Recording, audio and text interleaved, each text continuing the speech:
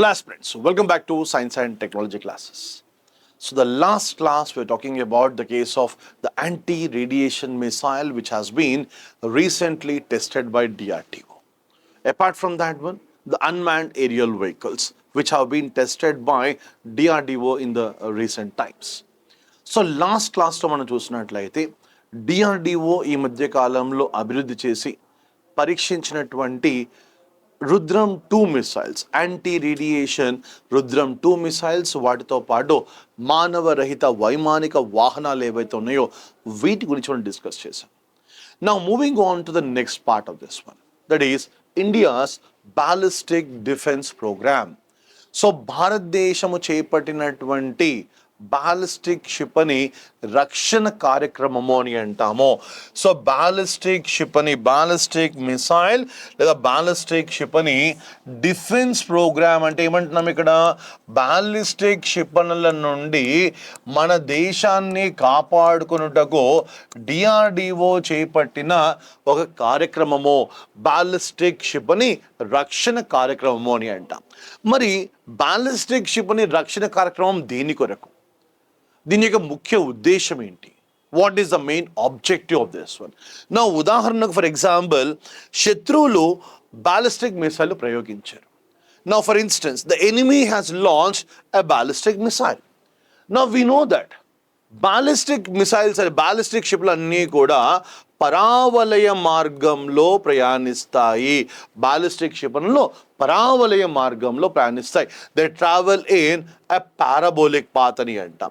At the same time ballistic missile in general ballistic missiles they travel at greater speeds. సాధారణంగా ballistic క్షిపణులు అనేవి Mac 5 కంటే ఎక్కువ వేగంతో ప్రయాణిస్తుంటాయి.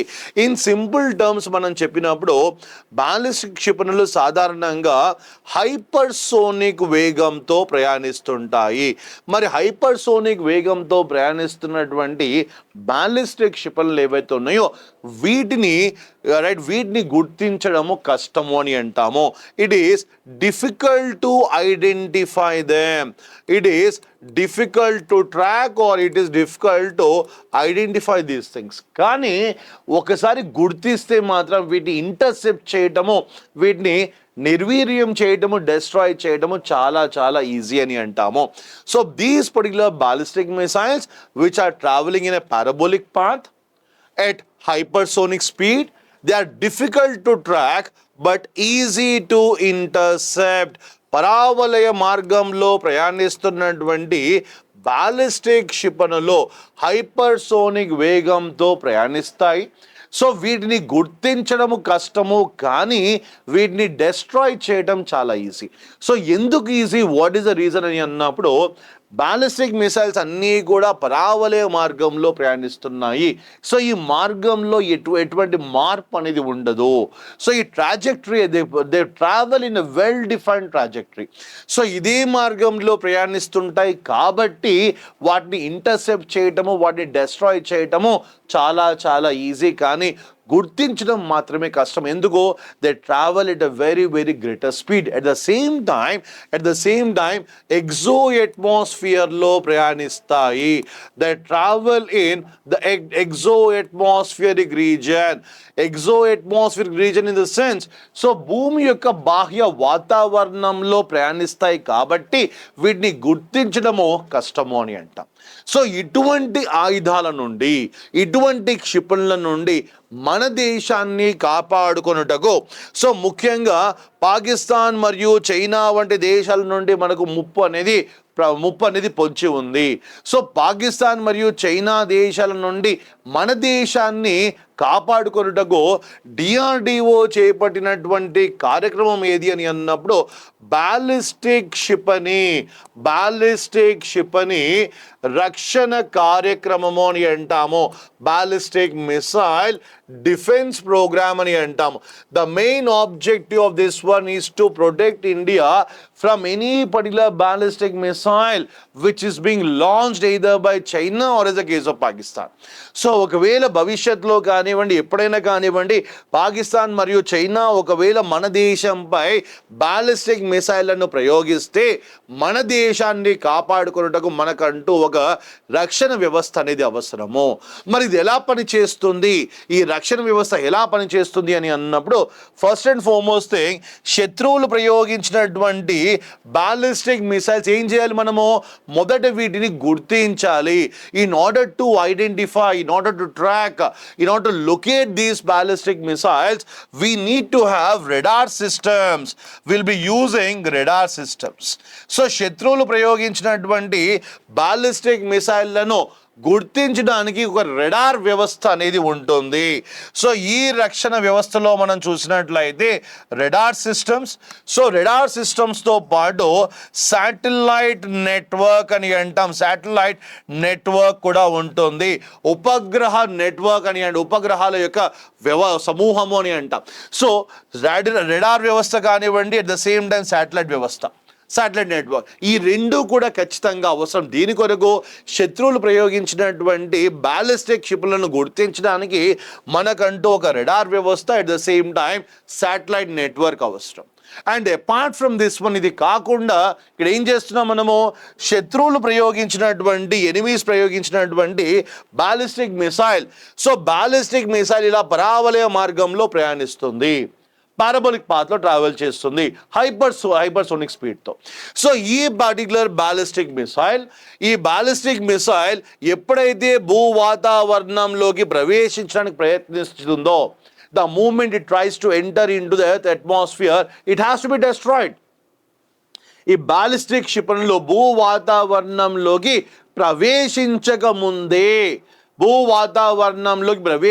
ముందే వీటిని భూమి యొక్క బాహ్య వాతావరణంలోనే కంప్లీట్గా వీటిని నిర్వీర్యం చేయాలి. These particular ballistic missiles, they have to be identified, they have to be located, at the same time they have to be intercepted or destroyed before they enter in to the earth atmosphere. So దీని కొరకు మనకేం కావాలి, దీనికంటూ మనకు ఒక missile వ్యవస్థ కూడా కావాలి. We need to have missiles for destroying these things. First and foremost thing, శత్రువులు ప్రయోగించినటువంటి మిసైల్స్ ఏవైతే ఉన్నాయో, బ్యాలిస్టిక్ మిసైల్స్ ఏవైతే ఉన్నాయో, ఈ బ్యాలిస్టిక్ మిసైల్స్ను గుర్తించడానికి రెడార్ వ్యవస్థ, at the same time the satellite network అవసరము. అలాగే గుర్తించిన తర్వాత after detecting them, after identifying them, వీటిని డెస్ట్రాయ్ చేయడానికి మనకంటూ డిఫెన్స్ వెహికల్స్ అవసరం, మనకంటూ ఒక రక్షణ వ్యవస్థ లేదా మిసైల్ వ్యవస్థ అనేది అవసరము. వీటన్నిటి యొక్క కాంబినేషన్ ఏమంటాం మనము, బ్యాలిస్టిక్ మిసైల్, బ్యాలిస్టిక్ క్షిపణి రక్షణ కార్యక్రమము అని అంటాము. The combination of the radars, at the same time the satellite networks, apart from that one, the missile systems which are used for destroying the incoming missiles, the combination of all these వీటన్నిటినీ కలిపి ballistic missile defence programme అని అంట. వీటన్నిటి కలిపి ballistic missile defence programme. So ఇవి కాకుండా there is one more thing which is required. So what is that అని అన్నప్పుడు కమాండ్ సెంటర్ అని అంటాము. వీటన్నిటిని సమన్వయపరచడానికి, సో రెడార్ల నుండి వస్తున్న సమాచారం కావచ్చు, శాటిలైట్ నుండి వస్తున్నటువంటి సమాచారం కానివ్వండి, అట్ ద సేమ్ టైం మనము బ్యాలిస్టిక్ మిసైల్ మనం ఎప్పుడు లాంచ్ చేయాలి, మనం ఎప్పుడు ప్రయోగించాలి, వీటన్నిటినీ కూడా కోఆర్డినేట్ చేయడానికి, సమన్వయపరచడానికి ఒక కమాండ్ సెంటర్ అని అంటాము.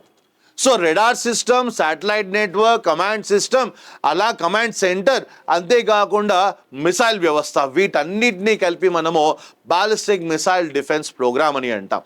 సో ఈ పర్టికులర్ ప్రోగ్రామ్, ఈ కార్యక్రమాన్ని సో ఎప్పుడు స్టార్ట్ చేశారు అని అన్నప్పుడు, ballistic missile defence programme, ballistic క్షిపణి రక్షణ కార్యక్రమమును 2000 సంవత్సరంలో భారతదేశము చేపట్టింది. సో ఈ కార్యక్రమం యొక్క ముఖ్య ఉద్దేశం ఏంటి అని అన్నప్పుడు, పాకిస్తాన్ మరియు చైనా నుండి పొంచి ఉన్న ప్రమాదంను మనం దృష్టిలో పెట్టుకొని ఈ కార్యక్రమాన్ని స్టార్ట్ చేయడం జరిగింది. This programme was started keeping in view the threat that is posed by either Pakistan or as a case of China అని అంట. So the moment the moment you talk about the case of ballistic missile defense program, first and foremost ఇక్కడ ఏమంటున్నాం మనము, ballistic missiles అని అంటున్నాము. Cruise missiles కాదు, కేవలము ballistic missiles అని అంటాం. మరి ఎప్పుడైతే మనము మిసైల్స్ అని అంటున్నామో, క్షిపణి అని అన్నప్పుడు క్షిపణి రెండు రకాలుగా చెప్తాం. సో మొదటి రకం ఏంటి అని అన్నప్పుడు బేస్డ్ ఆన్ పాత్ అని అంటాం. సో క్షిపణి ప్రయాణించే మార్గము బట్టి అని అంటాం. అలాగే రెండవది ఏంటి, బేస్డ్ ఆన్ స్పీడ్, వేగము ఆధారంగా అని అంటాం. సో ఎప్పుడైతే మనం బాలిస్టిక్ క్షిపణి అని అంటున్నామో, సో బేస్డ్ ఆన్ పాత్ అని అంటున్నాం. సో క్షిపణి ప్రయాణించే మార్గము ఆధారంగా మిసైల్స్ అనేవి రెండు రకాలు. So based on the path in which a missile is traveling, missiles are two types. One is the case of ballistic, other one is the case of cruise missiles అని అంటాం. So ballistic missiles ఎలా ప్రయాణం చేస్తాయి, ballistic షిప్లు అనేవి ఎప్పుడూ కూడా పరావలయ మార్గంలో ప్రయాణిస్తాయి. అలాగే క్రూజ్ మిసైల్స్ ప్రయోగించిన తర్వాత ఇవి భూమికి దాదాపుగా సమాంతరంగా ప్రయాణిస్తాయి. The ballistic missiles they always travel in a parabolic path. At the same time the cruise missiles they travel almost parallel to the ground, they travel almost parallel to the ground అని అంటాం. At the same time ballistic missiles they are classified into SRBM అని అంటాం, they are classified into MRBM అని అంటాం. So ballistic missiles యొక్క range ఆధారంగా, వీటి యొక్క వ్యాప్తి ఆధారంగా SRBM కానివ్వండి స్వల్ప శ్రేణి బాలిస్టిక్ క్షిపణి అని అంటాం, MRBM మధ్యాంతర శ్రేణి బాలిస్టిక్ క్షిపణి అని అంటాం, IRBM దీర్ఘ శ్రేణి బాలిస్టిక్ క్షిపణి అని అంటాం, అలాగే ICBM ఖండాంతర శ్రేణి బాలిస్టిక్ క్షిపణి అని అంటాం. సో బాలిస్టిక్ క్షిపణులను గుర్తించడం కష్టము. కారణం ఏంటి, హైపర్సోనిక్ వేగంతో ప్రయాణిస్తుంటాయి. కానీ వీటిని డెస్ట్రాయ్ చేయడము, ఇంటర్సెప్ట్ చేయడం చాలా చాలా ఈజీ. కారణం ఏంటి అని అన్నప్పుడు వీటి యొక్క ప్రయాణ మార్గాన్ని మనం ఈజీగా ఐడెంటిఫై చేయవచ్చు. The path in which these particular ballistic missiles they travel, it can be easily traced out. At the same time cruise missiles ఇవి భూమికి దాదాపుగా దగ్గరగా ప్రయాణిస్తుంటాయి. In simple terms we can say that terrain hugging అని అంటాము. So భూమికి అత్యంత దగ్గరగా ప్రయాణించేవి క్రూజ్ మిసైల్స్. సో ఈ క్రూజ్ మిసైల్స్ మనము ఐడెంటిఫై చేయటము కష్టము, రైట్. సో క్రూజ్ మిసైల్స్ మనం ఐడెంటిఫై చేయడం ఈజీ అని చెప్తాం. కారణం ఏంటి, ఇవి భూమికి చాలా దగ్గరగా వెళ్తున్నాయి, కానీ వీటి యొక్క స్పీడ్ చాలా ఎక్కువగా ఉంటుంది. సో స్పీడ్ ఎక్కువగా ఉంటుంది కాబట్టి వీటిని డెస్ట్రాయ్ చేయడము కష్టము అని చెప్తాం. బాలిస్టిక్ మిసైల్స్ని ఐడెంటిఫై చేయడం కష్టం. ఎందుకు, వీటి యొక్క వేగం చాలా ఎక్కువ.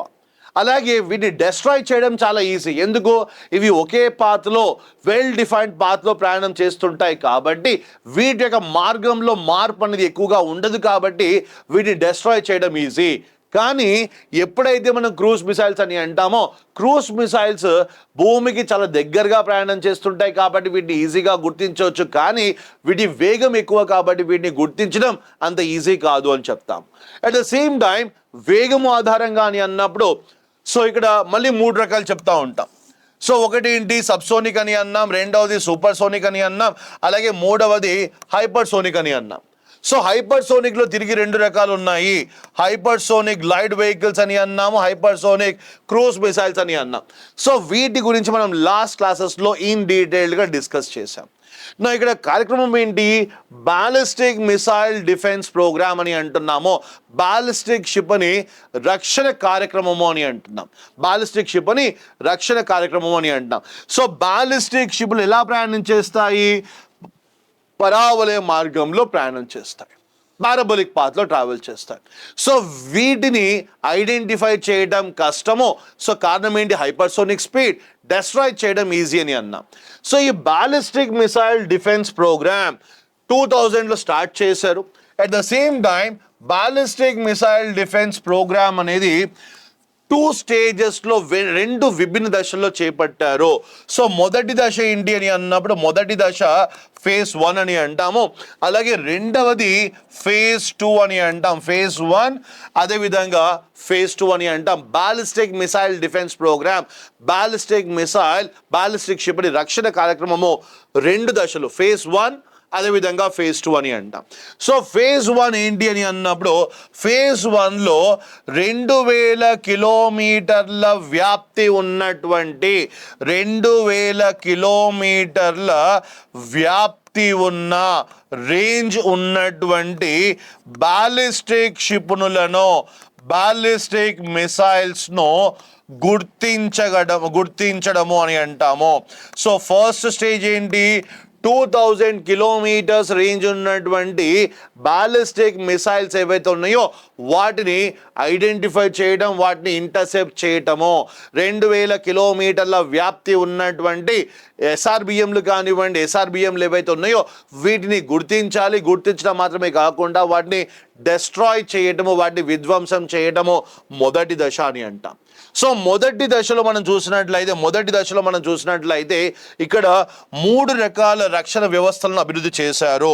సో ఏంటి అని అన్నప్పుడు మొదటిది పృథ్వీ ఎయిర్ డిఫెన్స్ సిస్టమ్ అని అంటాం, పృథ్వీ ఎయిర్ డిఫెన్స్ సిస్టమ్ అని అంటాము.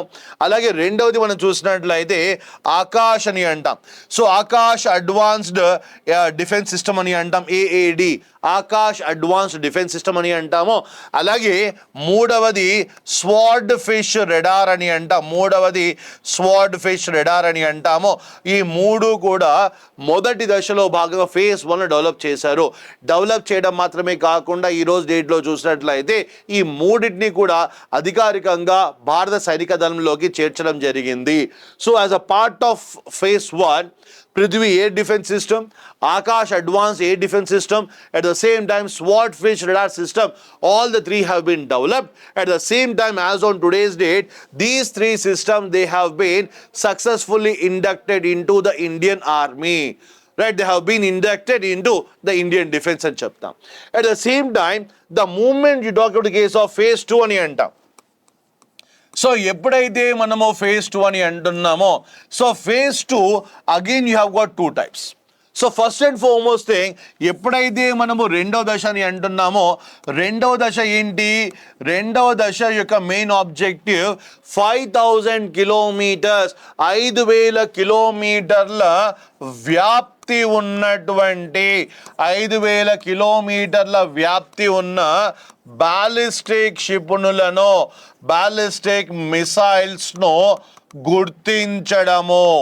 సో మొదటి దశ ఎంతన్నామో 2000 కిలోమీటర్ల వ్యాప్తి ఉన్న బాలిస్టిక్ క్షిపణులను గుర్తించడం మొదటి దశ అయితే, 5000 కిలోమీటర్ల వ్యాప్తి ఉన్నటువంటి మిసైల్స్ను గుర్తించడము, క్షిపణులను గుర్తించడము, ఇది రెండవ దశ అని అంటాము. సో రెండవ దశలో తిరిగి మళ్ళీ మనకు 2 ఉన్నాయి. ఒకటి AD1 అని అంటాము, అలాగే మరొకటి AD2 అని అంటాం. AD1 అదేవిధంగా AD2 అని అంటాం. సో AD1 ఏంటి, AD2 ఏంటి అని అన్నప్పుడు, సో AD1లో మనం చూసినట్లయితే ఎగ్జో అట్మాస్ఫియర్, సో భూమి యొక్క బాహ్య వాతావరణంలో ప్రయాణిస్తున్నటువంటి, భూమి యొక్క బాహ్య వాతావరణంలో ప్రయాణిస్తున్నటువంటి బాలిస్టిక్ క్షిపణులు ఏవైతే ఉన్నాయో వాటిని గుర్తించడము మరియు వాటిని నిర్వీర్యం చేయటము. The moment you talk about the case of exo atmosphere అని అంటాం. So any particular missile which is traveling beyond the Earth's atmosphere, that particular missile has to be identified. At the same time, it has to be traced out ani antamo. At the same time, apart from this one, exo atmosphere matrame kaadu, even endo-atmospheric ballistic missiles, any particular ballistic missile which is traveling within the Earth's atmosphere. So భూ వాతావరణంలో ప్రయాణించే ballistic క్షిపణులు ఏవైతే ఉన్నాయో వాటిని గుర్తించడము మరియు వాటిని నిర్వీర్యం చేయటము. సో AD1లో వి ఆర్ హ్యావింగ్ 2 థింగ్స్. ఒకటి భూ వాతావరణం వెలుపల ప్రయాణిస్తున్నటువంటి బాలిస్టిక్ క్షిపణులు, ఉదాహరణకు ICBMలు కానివ్వండి, IRBMలు కానివ్వండి, వీటిని గుర్తించడము మరియు వాటిని డెస్ట్రాయ్ చేయటము AD1 యొక్క లక్ష్యం. అంతేకాకుండా ఏమంటున్నాం, ఎండో అట్మాస్ఫియర్ అని అంటాం. సో భూ వాతావరణంలో ప్రయాణిస్తున్నటువంటి బాలిస్టిక్ క్షిపణులు ఏవైతే ఉన్నాయో వాటిని కూడా గుర్తించడం మరియు వాటిని కూడా డెస్ట్రాయ్ చేయడము AD1 యొక్క ఆబ్జెక్టివ్. సో సాధారణంగా AD1 ఏతుందో ఈ రక్షణ కార్యక్రమంలో భాగంగా అభివృద్ధి చేసినటువంటి వ్యవస్థలో మనం చూసినట్లయితే as a part of this particular defence programme, the defense system which is being developed by DRDO, we are having two things. One is a case of exo-atmosphere, other one is a case of endo-atmospheric and exo, as well as the case of endo-atmosphere. So any particular missile which is traveling beyond the Earth's atmosphere, or else any particular missile which is traveling within the Earth's atmosphere, they have to be traced out, they have to be totally destroyed. వాటిని గుర్తించడం మాత్రమే కాకుండా వాటిని పూర్తిగా నిర్వీర్యం చేయాలి. At the same time ఎప్పుడైతే మనం AD2 అని అంటున్నామో, so AD2 the main objective of this one is to intercept IRBM దీర్ఘ శ్రేణి బాలిస్టిక్ క్షిపణులు ఏవైతే ఉన్నాయో, సో వీటి యొక్క వ్యాప్తి ఎంత ఉండాలి? 3000 కిలోమీటర్ల నుండి 5000 కిలోమీటర్ల వ్యాప్తి ఉన్నటువంటి దీర్ఘ శ్రేణి బాలిస్టిక్ మిసైళ్లను గుర్తించడం మరియు వాటిని డెస్ట్రాయ్ చేయడము AD2 యొక్క మెయిన్ ఆబ్జెక్టివ్ అని అంటాం. AD2 యొక్క main objective. So this is what you call it as the ballistic missile defence programme అని అంటాం. సో బాలిస్టిక్ మిసైల్ డిఫెన్స్ దేని కొరకు? శత్రువులు ప్రయోగించినటువంటి బాలిస్టిక్ క్షిపణులు ఏవైతే ఉన్నాయో వాటిని గుర్తించడం మరియు వాటిని డెస్ట్రాయ్ చేయటము అని అంటాము.